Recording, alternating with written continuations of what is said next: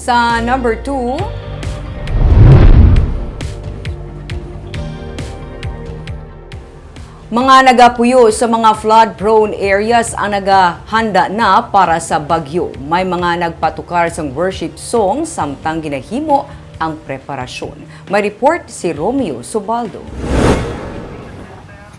Sa Silay City, masako ang libutay ng sininga fire truck na nagarekorida para ipahanumdum sa mga pumuluyo ang mga dapat himuon sa tiun siyang emerhensya. Ito manasod ang aton main switch at kita mag-evacuate sa aton nga taga-saksa ng mga puluyan para sa aton manasig na pagresponde magsunod bilayon sa mando sa aton nga tukar.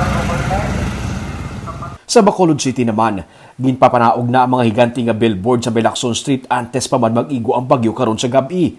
Mga billboard sa mga nagapapili ang makit-an diri pero bangod sang bagyo, temporaryo ini nga ginpanghimos.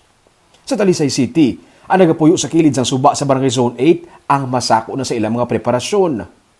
Panugod sa tuig 2021, pila ka mga pagbaha ang nagsugata sa mga residente diri sa may Purok Riverside sa Barangay Zone 8 sa Talisay City. Subong man tapos na ang tuig, isa na naman kadako ka bagyo ang ginapaabot kag posible magadala naman sa pagbaha sa ilang lugar. Kani subong pa lang may mga preparasyon na sila nga ginahimo para hindi matamaan ang ilang mga puluyan.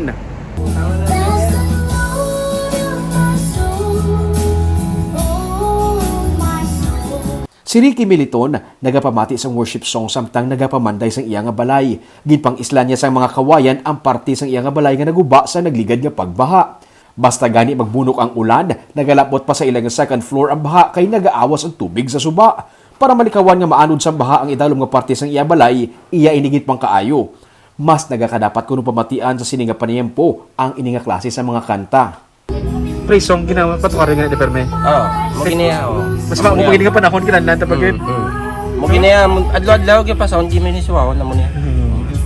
Napanghimos na nila ang ilang mga pagkabutang para sa evacuation. Ang iya kaingod nga si Eddie Cordero nagapanghigot sang mga sin. Ang iya nga tricycad ginpasaka niya na kay iya ini nga dalon sa ibabaw. Ang iya nga mga tanom ginpangtungtong niya sa atop para ini pagpaliron sang hangin ang iya nga sin. Blay man kung di ka preparado, di kayang tubig, gulpi lamang saka. Dasig ang tubig. Pero ready na ako mag-evacuate in kaso? Ready ka na? Evacuate di kami. May evacuate ka na yan? Saan ako malin?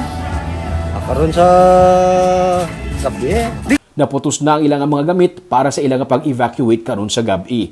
Si Andrea Bulca naman, ginpanguna ang mga sapatos kag bayo pasaka. Nadudla na siya sang nagligad niya pagbaha, ginpang-anod sa baha ang ilang mga gamit. Ang mamagaan lang nga, mapili lang pala Mga sapatos, mga muna. Ready ka na mag-evacuate? Oo. Naanad na sila nga sa kada pagbunok sang ulan, ginabaha sila gani, wala na nila ginahulat nga magbubuang ulan antes manghimos. Ready na sila mag-evacuate antes pa man mag-igo ang bagyo.